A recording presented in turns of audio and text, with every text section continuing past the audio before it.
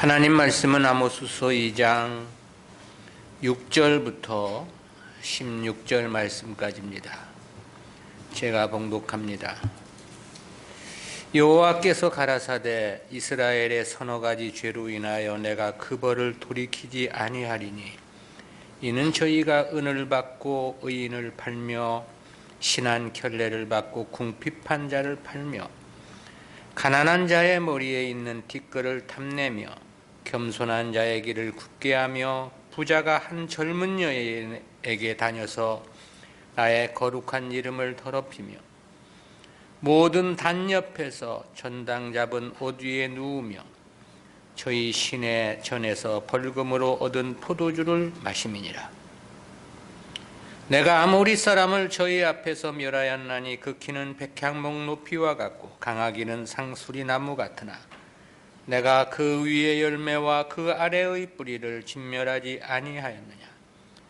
내가 너희를 애굽 땅에서 이끌어내어 40년 동안 광야에서 인도하고 아모리 사람의 땅을 너희로 차지하게 하였고 또 너희 아들 중에서 선지자를 너희 청년 중에서 나시르 사람을 일으켰나니 이스라엘 자손들아 과연 그렇지 아니하냐. 이는 여호와의 말씀이니라. 그러나 너희가 나시르 사람으로 포도주를 마시게 하며 또 선지자에게 명하여 예언하지 말라 하였느니라. 곡식단을 가득히 실은 수레가 흙을 누름같이 내가 너희 자리에 너희를 누르리니 빨리 다른 박질하는 자도 도망할 수 없으며 강한 자도 자기 힘을 낼 수 없으며 용사도 피할 수 없으며 활을 가진 자도 설 수 없으며 발이 빠른 자도 피할 수 없으며 말 타는 자도 피할 수 없고 용사 중에 굳센 자는 그날에 벌거벗고야 도망하리라. 이는 여호와의 말씀이니라. 아멘. 본문 아모스서 2장 6절부터 16절까지는 8개국 가운데 마지막으로 제시된 북이스라엘에 대한 심판 예언입니다. 오늘은 북이스라엘에 대한 심판 예언이라는 제목으로 말씀을 듣습니다. 이 본문 내용은 아모스서의 가장 중심 메시지이기도 합니다. 그럴 수밖에 없는 것은 앞서 제시된 나라들은 하나의 서론적 의미에 불과하기 때문에 그렇습니다. 아울러 그 의미들도 북이스라엘의 경각심을 높이고 회개를 촉구하기 위한 목적이라고 말할 수 있습니다. 앞서 선포된 심판 예언 중 이방국 6개 나라들은 이 메시지 자체를 들을 수 없는 사람들이죠. 그것은 당시로서는 남유다도 크게 다르지 않았습니다. 왜냐하면 이는 북이스라엘에서 선포된 예언이기 때문입니다. 그럼에도 7개국 심판을 여기서 선포하는 것은 역시 그 목표가 북이스라엘에 있다는 의미를 나타냅니다. 아모스 선지자는 남유다 출신이라고 그랬습니다. 때문에 북이스라엘에 대한 심판만을 예언한다면 처음부터 거친 저항에 부닥칠 수밖에 없었을 것입니다. 따라서 북이스라엘보다 앞선 이 심판 예언들은 북이스라엘의 심판을 예언하기 위한 하나의 도입부라 그렇게 평가할 수 있겠습니다. 아무튼 북이스라엘에 대한 심판은 구속사적 교훈까지 5으로 구분해서 살펴봅니다. 첫 번째는 북이스라엘의 서너 가지 죄입니다. 이 부분도 앞서 선포된 7 나라들과 일치한 고정된 형식으로 시작을 하고 있죠. 6절 상반절입니다. 여호와께서 가라사대 이스라엘의 서너 가지 죄로 인하여 내가 그 벌을 돌이키지 아니하리니. 이에 대한 의미는 이미 우리가 앞에서 여러 차례 중복적으로 살펴보았죠. 두 번째는 북이스라엘이 받아야 할 심판의 1차적인 근거인데요. 앞선 이방 6개국에 대한 심판은 선민을 괴롭힌 죄를 근거로 제시했었습니다. 그리고 유다는 하나님과의 관계에서 지은 죄를 지목했었고요. 그런데 북이스라엘에 대한 심판은 1차적으로 자국민들에 대한 불의한 일들을 그 원인으로 제시하는 특징을 나타냅니다. 이에 대한 구체적인 내용은 모두 7가지를 지적을 했는데요. 첫 번째는 6절 중반절에서 이는 저희가 은을 받고 의인을 팔며 그랬습니다. 이와 관련해서는 인신매매로 해석하는 학자와 뇌물을 받고 죄 없는 자를 정죄하는 불의한 재판을 지적하는 것으로 해석하는 학자들도 있는데요. 문맥상 후자의 견해가 보다 합당해 보이기는 하나 양자의 의미가 모두 함축되어 있다고도 볼 수 있습니다.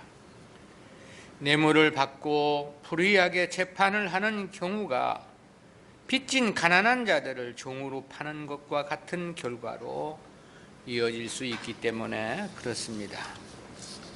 두 번째는 6절 하반절에서 신한 켤레를 받고 궁핍한 자를 팔며 그랬죠.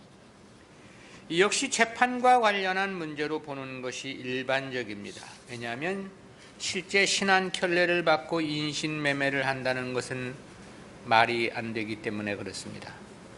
여기서 이 신에 해당하는 히브리어 나할라임이라는 단어는 오늘날로 말하면 샌들을 가리키는 일반 명사입니다. 당시로서는 일반 사람들이 가장 흔히 신는 가장 값이 싼 신발을 가리킨 겁니다. 그런데 이런 것까지도 뇌물을 받는다는 것은 뇌물에 눈이 멀어버린 재판관들의 마비된 양심과 사회의 부패를 그대로 보여주고 있는 거죠. 저들의 탐심은 뇌물의 대소를 불문하고 사소한 빚을 진 가난한 사람까지 재판을 굽게 해서 노예로 만들어버렸음을 지적한 것입니다. 그러나 이는 어떤 경우에서도 형제를 팔아서는 안 된다는 레위기 25장의 하나님의 율법을 정면으로 어기는 처사였는데요. 물질에 대한 욕심을 갖게 되면 이건 어느 시대 누구나 마찬가지로 이와 같은 삶을 살 수밖에 없는 건데요. 오늘날 성도들이 그야말로 신한결의 값에도 욕심을 내고 물질적인 어떠한 탐욕을 갖는 것 역시 하나님 앞에 지적받을 수밖에 없는 죄악이라는 것을 알아야 합니다. 세 번째는 7절 상반절에서 가난한 자의 머리에 있는 티끌을 탐내며 그랬습니다. 6절은 뇌물을 받고 재판을 굳게 하여 가난한 자들을 노예로 내어주게 하는 죄악과 관련한 고발 내용이었습니다. 그런데 7절은 낮은 신분에 처해 있거나 경제적으로 빈곤한 사회 약자를 기득권자들이 멸시하였다는 반인륜적 범죄를 고발한 내용입니다. 여기서 이 머리에 있는 티끌을 탐내며에 해당하는 말씀은 견해가 둘로 갈라지는데요. 첫 번째는 가난한 사람의 것을 탐낸다는 의미로 해석하는 견해가 있고요. 두 번째는 부유한 자들이 가난한 자들을 먼지 속에서 짓밟는다는 의미로 해석하는 견해도 있습니다. 즉 가난한 자들을 경제적으로 착취할 뿐만 아니라 그들에게 폭력을 행사하고 인격적으로 무시하는 행위로 해석을 하는 건데요. 어찌 보면 비슷한 의미라고 말할 수 있겠습니다. 당시 부유한 자들은 가난한 자들의 머리에 티끌마저 탐을 낼 정도로 욕심이 추악했고, 강한 자들은 가난한 자들을 먼지 구덩이에서 짓밟을 정도로 포악했다는 뜻이 되기 때문에 그렇습니다. 네 번째는 7절 중반절에서 겸손한 자의 길을 굽게 하며 그랬습니다. 이는 부자들이 자기들만 악하고 추하게 사는 게 아니라 겸손하고 온유한 사람들마저도 올바른 길을 걷지 못하게 했다라는 거죠. 다섯 번째는 7절 하반절에서 부자가 한 젊은 여인에게 다녀서 나의 거룩한 이름을 더럽히며 그랬습니다. 여기서의 부자는 재물이 많은 사람을 가리키는 게 아니고요, 아버지와 아들이라는 뜻입니다. 그리고 젊은 여인에 해당하는 원어적인 의미는 나이 어린 여자라는 뜻인데요, 그런데 아버지와 아들이 한 나이 어린 여자와 동시에 부정한 관계를 가졌음을 지적한 말씀입니다. 때문에 혹자는 본문이 한 가정에 고용된 나이 어린 여자를 주인과 그 주인의 아들이 윤관을 행한 것으로 해석을 하기도 합니다. 근데 여기서 한 젊은 여인에게 다녀서라고 할 때 이 다녀서라는 단어가 미완료 시제로 되어 있습니다. 히브리어에서 미완료 시제는 단회적인 동작이 아니라 반복적으로 계속되는 행동을 시사하는 시제입니다. 즉 이러한 참담한 행위들이 계속되었다는 그런 뜻인데요, 그만큼 북이스라엘은 종교적으로나 윤리적으로 심각하게 타락했음을 지적하고 있는 말씀입니다. 여섯 번째는 8절 전반절에서 모든 단 옆에서 전당 잡은 옷 위에 누우며 그랬습니다.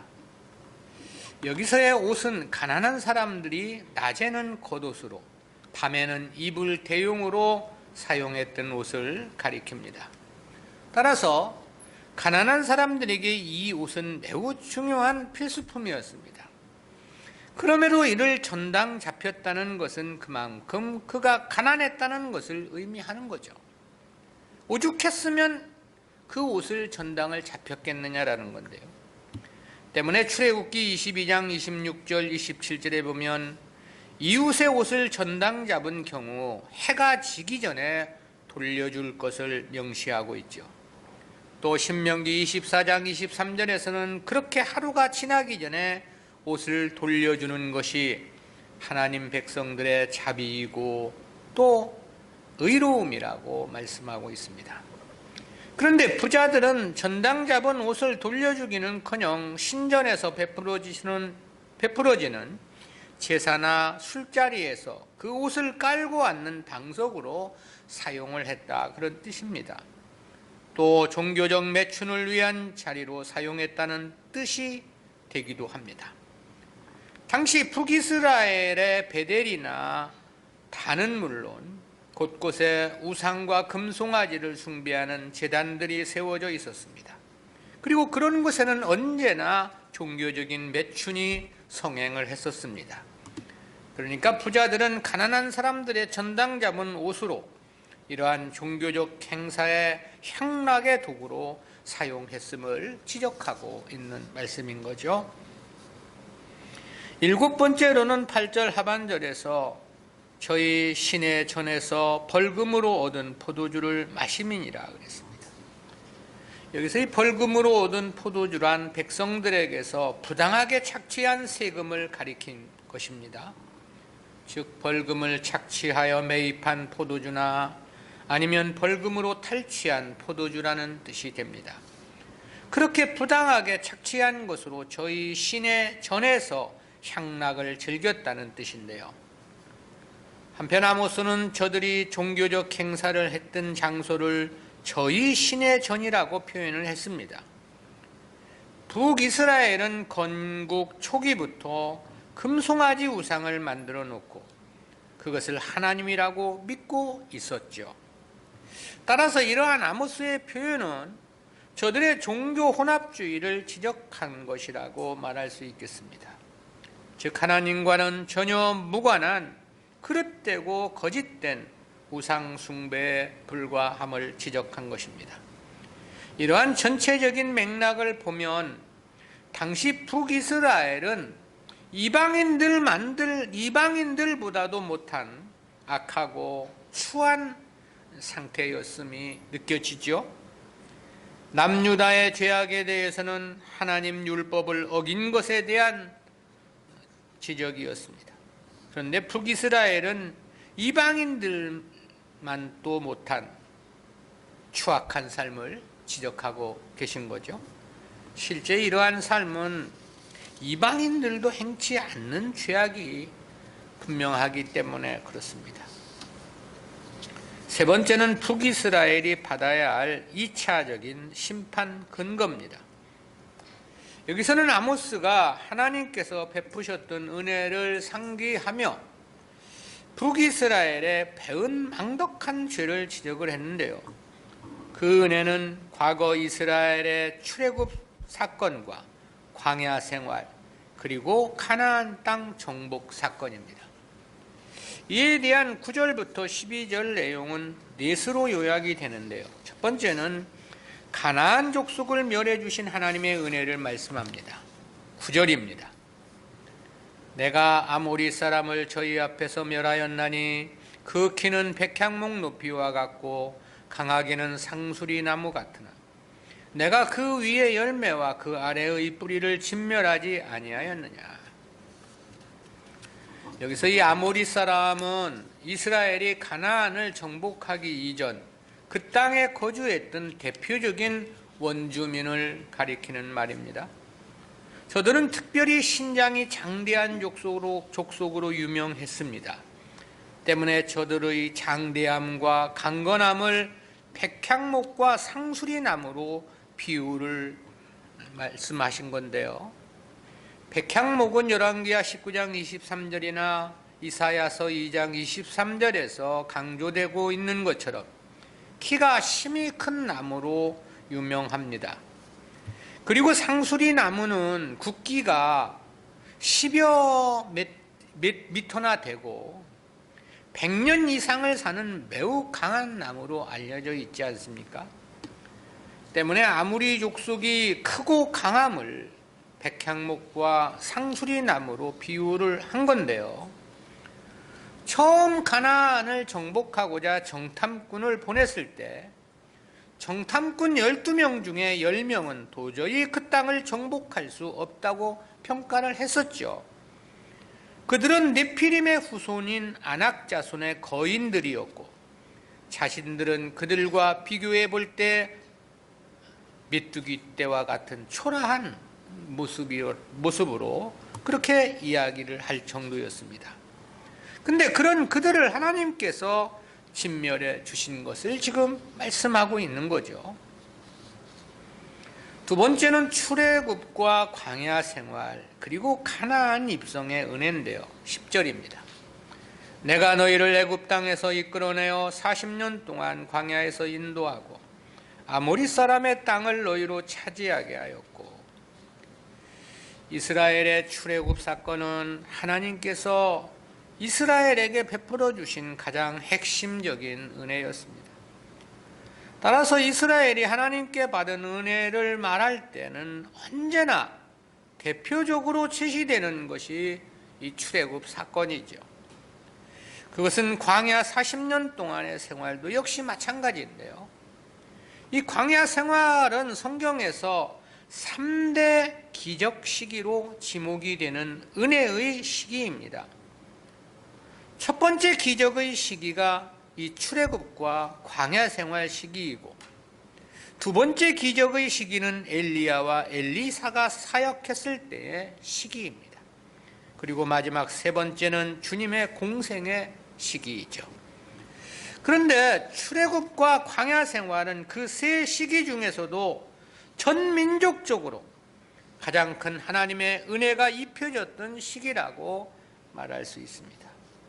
그리고 백향목과 같고 상수리 나무와도 같은 아모리 족속을 진멸해 주시고 저들에게 가나안 땅을 기업으로 주셨던 거죠. 바로 그와 관련해서 아모리 사람의 땅을 너희로 차지하게 하였고라고 말씀을 하신 것입니다. 세 번째는 이스라엘 백성들을 바르게 인도해 주신 은혜입니다. 11절이죠. 또 너희 아들 중에서 선지자를 너희 청년 중에서 나시르 사람을 일으켰나니 이스라엘 자손들아 과연 그렇지 아니하냐. 이는 여호와의 말씀이니라. 여기서는 하나님께서 이스라엘을 바른 길로 인도해 주신 은혜를 선지자와 나시르 사람을 상징으로 해서 말씀을 하신 내용인데요.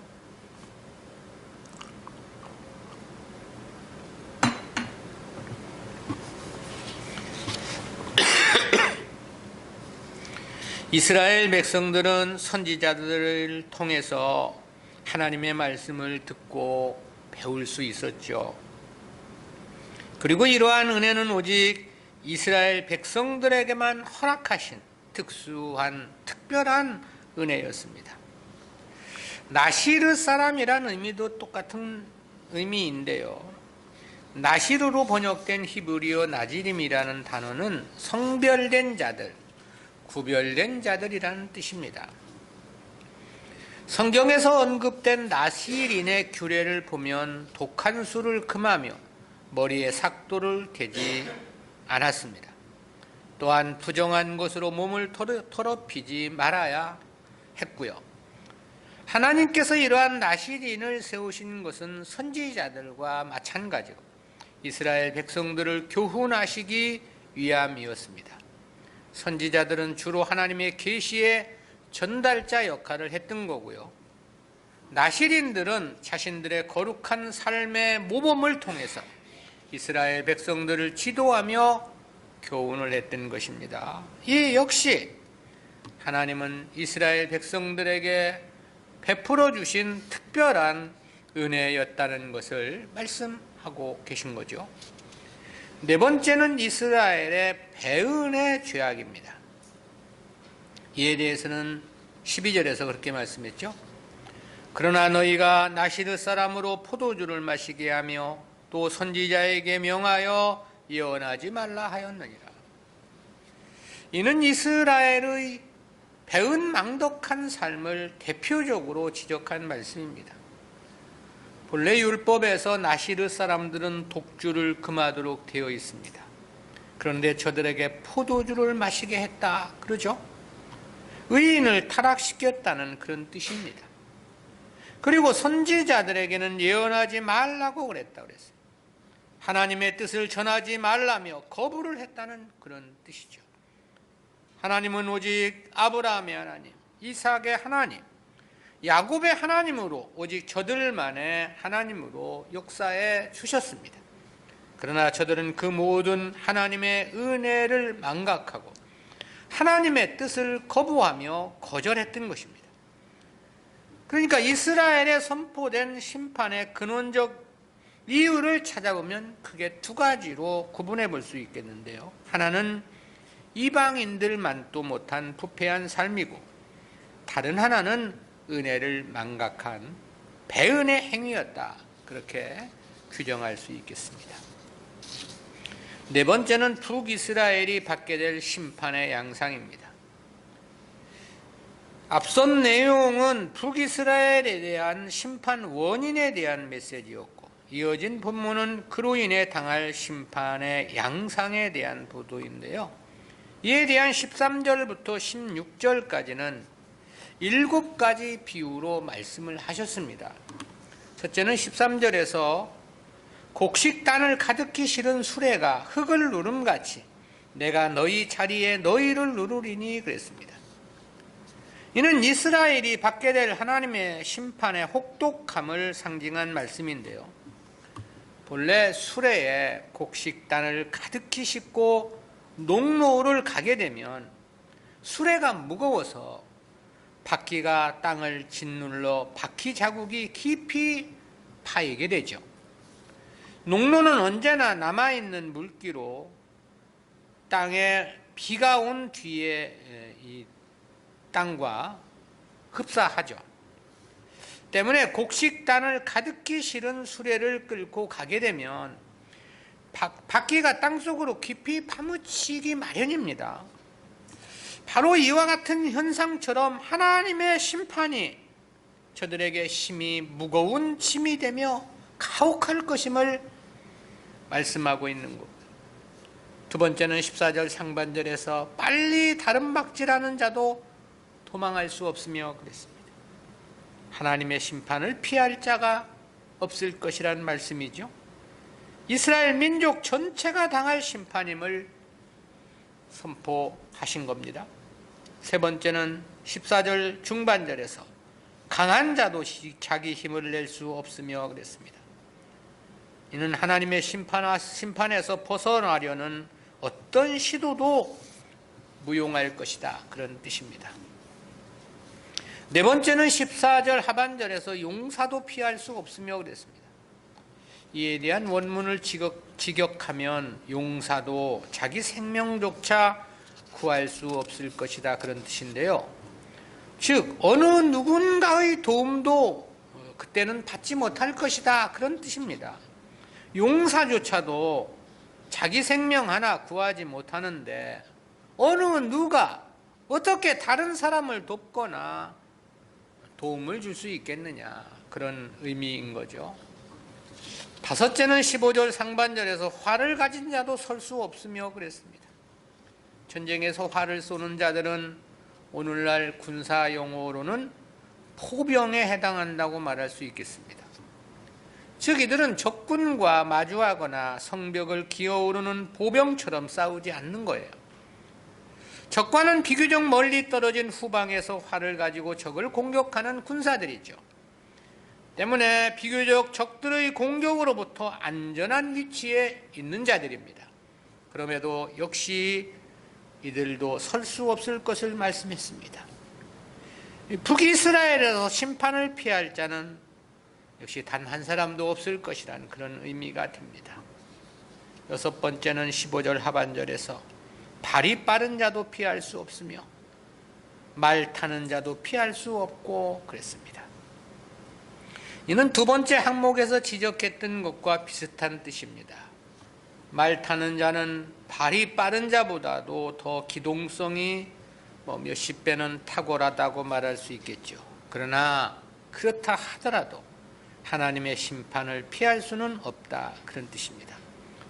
이는 하나님의 심판이 얼마나 신속하고 이스라엘 모두에게 낱낱이 전개될 것인가를 보여주고 있는 말씀이죠. 일곱째는 16절에서 용사 중에 굳센 자는 그날에 벌거벗고야 도망하리라. 이는 여호와의 말씀이니라 그랬습니다. 여기서 용사 중에 굳센 자는 용감한 병사들 중에 가장 탁월하고 용감한 병사를 가리키는 말입니다. 그런데 그들이 그날에 벌거벗고야 도망하리라 그랬습니다. 여기서 이 벌거벗고로 번역된 히브리어 아롬이라는 단어는 실오라기 하나도 걸치지 않은 상태를 가리키는 단어입니다. 이는 아담과 하와가 에덴 동산에서 있었던 상태를 묘사할 때도 사용됐던 단어이고요. 또한 인간의 치부를 드러내는 모욕과 수치를 나타내는 데도 사용되는 단어입니다. 본문에서도 그와 같은 의미로 사용이 된 건데요. 즉 하나님의 심판을 굳세게 버텨낼 자가 없을 것이라는 의미의 비유입니다. 그만큼 하나님의 심판은 매우 혹독할 것이라는 뜻인데요. 이러한 아모스의 예언은 BC 722년 아수르에 의해 그대로 성취되었다고 말할 수 있습니다. 우리는 이러한 말씀에서 두 가지 구속사적인 교훈을 생각해 봅니다. 첫 번째는 성도는 늘 하나님께 감사함으로 살아야 한다는 교훈입니다. 그것은 은혜를 잃어버린 이스라엘이 결국 타락과 하나님의 심판이 필연일 수밖에 없는 역사로 귀결되었음을 통해서 깨닫는 교훈입니다. 실제 이스라엘이 하나님으로부터 받은 은혜는 유일했고 심히 특별하기도 했습니다. 9절에서는 저들에게 가나안 땅을 주시고자 백향목 높이와 같고 상수리 나무처럼 강건한 아모리 족속을 진멸해 주셨다고 말씀을 했죠. 10절 상반절에서는 저들을 애굽의 종살이에서 구원해 주셨음을 말씀했습니다. 이를 위해 하나님은 10가지 재앙을 애굽에 쏟아 부으셨고 마지막 10번째 재앙에서는 사람은 물론이고 짐승의 초태생까지도 모두를 죽이시는 전대미문의 역사를 펼쳐주셨습니다. 그리고 10절 하반절에서는 저들에게 가나안 땅을 기업으로 주셨음을 말씀했습니다. 가나안은 가나안 족속이 노아 이후 1000년의 세월을 젖과 꿀이 흐르도록 가꾸어 놓은 그들의 땅이었습니다. 그런 그들의 땅을 빼앗아 이스라엘 백성들에게 주신 것이었죠. 그리고 11절에서는 선지자와 나시르 사람을 주신 것을 통해서 하나님께서 저들과 교통하시며 바르게 인도해 주신 은혜를 말씀했습니다. 그럼에도 저들은 감사하지 않았다고 했습니다. 도리어 나시르 사람들에게 포도주를 마시게 하여 하나님의 율법을 의도적으로 범케 했음을 지적을 했고요. 의인까지도 타락을 시킨 거죠. 또 선지자들에게는 예언을 하지 말라며 하나님 말씀 자체를 거부했다고 그랬습니다. 실로 있을 수도 없고 있어서도 안 되는 일이었습니다. 그러니 저들을 향하신 하나님의 진노가 얼마나 냉혹하고 혹독할 것인가를 경고하고 계신 것이죠. 그런데 이러한 삶이 과연 저들 뿐이냐라는 겁니다. 과연 오늘 우리는 그렇지 않은가를 살펴봐야 한다는 생각이 들어진다라는 거죠. 신약시대 성도들이 받은 은혜는 그야말로 더욱더 크다고 말할 수 있습니다. 이미 주님의 대속의 은혜까지 입은 상태이기 때문에 그런 것이죠. 창세전 선택에서부터 그리스도의 대속까지 그 은혜의 크기를 어떻게 우리가 가늠할 수 있고 사람이 하는 말로 어떻게 표현 가능하겠는가라는 거죠. 그것만이 아닙니다. 마지막 주님 앞에 이르는 그날까지 성도와 함께 해주시는 하나님의 은혜는 얼마나 크고 위대한 것인가. 로마서 8장 28절에서는 그의 뜻대로 부르심을 입은 자들에게는 모든 것이 합력하여 선을 이루느니라고 말씀하셨습니다. 오직 우리들만을 위해 역사하시는 하나님이라는 말씀 아닙니까? 오직 우리들에게 유익하게만 역사해 주시는 하나님이라고 말씀하고 있다 이 말이죠. 그야말로 만입이 있어도 다 감사할 수 없는 은혜임이 명백하지 않습니까? 그렇다면 오늘 우리들은 얼마나 그 은혜에 감사하며 살아가고 있느냐라는 거죠. 감사보다는 왜 나에게는 은혜를 안 주시느냐는 원망의 심정은 아닌지, 감사한 것보다는 부족한 것만 많다고 생각하는 배은의 심정은 아닌지 우리 스스로들을 돌아봐야 한다라는 것. 감사한 마음으로 살아야 합니다. 날마다 감사가 입에서 떠나지 않도록 감사를 되뇌며 살아야 하는 겁니다. 입만 열면 감사란 말이 자신도 모르게 튀어나올 정도로 감사의 일상화, 감사의 상시화가 우리 삶 속에서 이루어져야 합니다. 그만큼 우리가 받은 바 은혜가 크다 이 말이죠. 그리고 받고 있는 은혜 역시 크고 앞으로 받을 은혜 역시 상상을 초월할 만큼 가늠 불가능할 정도로 크기 때문에 그런 것이죠. 두 번째는 그 어떤 경우도 성도는 하나님의 심판이나 책망의 대상이 되어서는 안 된다는 교훈입니다. 그것은 이스라엘을 향하신 하나님의 심판의 양상을 통해서 깨닫게 되는 교훈입니다. 은혜를 망각한 이스라엘 백성들을 향한 심판 선언은 실로 엄중하고 엄중하다는 생각이 들어지지 않습니까? 13절에서는 곡식단을 가득히 실은 수레가 흙을 누름같이 내가 너희 자리에 너희를 누르리니 그랬습니다. 비가 온 뒤 짐을 가득히 실은 수레바퀴가 땅을 깊이 파고 들어가듯이 하나님의 심판이 그처럼 심히 엄중할 것을 말씀한 거죠. 때문에 14절 상반절에서는 빨리 다른 박질하는 자도 도망할 수 없다고 그랬고요. 14절 중반절에서는 강한 자도 자기 힘을 낼 수 없다고 그랬습니다. 14절 하반절에서는 용사도 피할 수 없다고 그랬고 15절 상반절에서는 활을 가진 자도 설 수 없다고 말했습니다. 15절 하반절에서는 발이 빠른 자도 피할 수 없으며 말 타는 자도 피할 수 없다고 말씀했습니다. 16절에서는 용사 중에 굳센 자는 그날에 벌거벗고야 도망하리라. 이는 여호와의 말씀이라고 했습니다. 심한 굴욕과 수치를 당할 것이라는 그런 뜻이죠.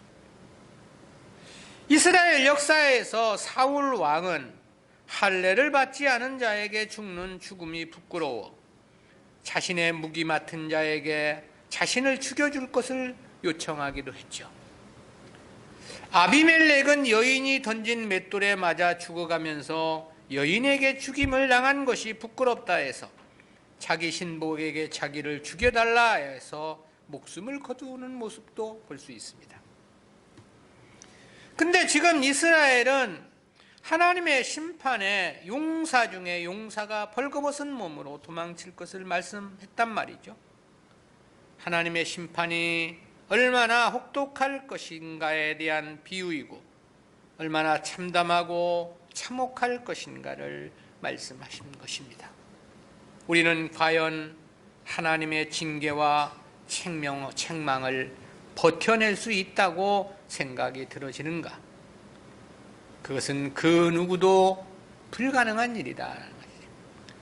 당자는 돼지가 먹는 쥐업 열매로도 배를 채울 수 없을 만큼 가혹한 책망을 받았죠. 때문에 결국은 이제는 아들이 아니라 종의 한 사람으로 받아달라며 아버지께 되돌아옴을 볼 수 있습니다. 그것은 그만큼 하나님 영광, 하나님 나라 영광이 크기에 그것을 주시려는 자기 백성을 사랑하시는 하나님의 일하심인 것이죠. 그와 같은 하나님의 섭리는 자기 백성들에게 언제나 동일하십니다. 때문에 히브리서에서는 그렇게 말씀을 하십니다. 히브리서 12장 8절입니다. 징계는 다 받는 것이거늘 너희에게 없으면 사생자요 참 아들이 아니니라. 우리는 하나님의 책벌을 감당할 수 있다고 생각이 들어지는가? 강한 자도 자기 힘을 낼 수 없고 발이 빠른 자도 피할 수 없으며 용사 중에 굳센 자도 벌거벗고 도망칠 것을 말씀했습니다. 그 누구도 하나님의 징계를 이겨낼 장사는 없다라는 거죠. 때문에 우리는 절대 하나님의 징계의 대상이 되어서는 안 되는 거죠. 어떻게 하든 주님 뜻 안에서 살아야 하는 겁니다. 다른 것은 다 못한다 하더라도 하나님 말씀 순종은 감당해야 하고 주님 섬김에는 열심을 다해야 합니다. 그것이 가장 우선적으로 하나님의 징계를 피하는 유일한 길이기 때문에 그렇습니다. 차라리 고난을 받더라도 주님 말씀 순종함으로 고난을 받아야만 합니다. 거기에는 도리어 무궁한 영광, 찬란한 하늘의 기업이 약속되어 있기 때문에 그런 거죠. 그래서 베드로 사도도 그렇게 말씀하신 바 있습니다. 베드로전서 2장 20절입니다. 죄가 있어 매를 맞고 참으면 무슨 칭찬이 있으리요? 오직 선을 행함으로 고난을 받고 참으면 이는 하나님 앞에 아름다우니라. 오직 믿음으로만 인생을 승부해야 하는 이유입니다. 오직 하나님 섬김으로만 인생을 승부해야 하는 이유다라는 거죠. 기도하십니다. 사랑의 하나님 은혜를 감사합니다. 오늘도 북이스라엘을 심판 예언하는 말씀 속에서 귀한 교훈 깨닫게 해주심 감사합니다. 너무나도 크고 큰 은혜를 입었음에도 감사하지 않고 도리어 패역한 삶을 살았던 북이스라엘 백성들, 오늘 우리는 받은 바 은혜에 감사할 줄 아는 진정한 성도의 삶을 살아갈 수 있도록 은혜 베풀어 주옵소서. 어떠한 경우라도 하나님의 책망이나 심판의 대상인 되지 않도록 저희들의 삶을 주장해 주시며 인도해 주시기를 간절한 마음으로 빌고 소원합니다. 하나님께 기쁨이 되지는 못한다 하더라도 주님 마음을 상하게 하는 어리석음을 범치 않도록 주여 저희들을 지켜주시고 인도해 주시옵소서. 감사드리오며 예수님의 이름으로 기도드리옵나이다.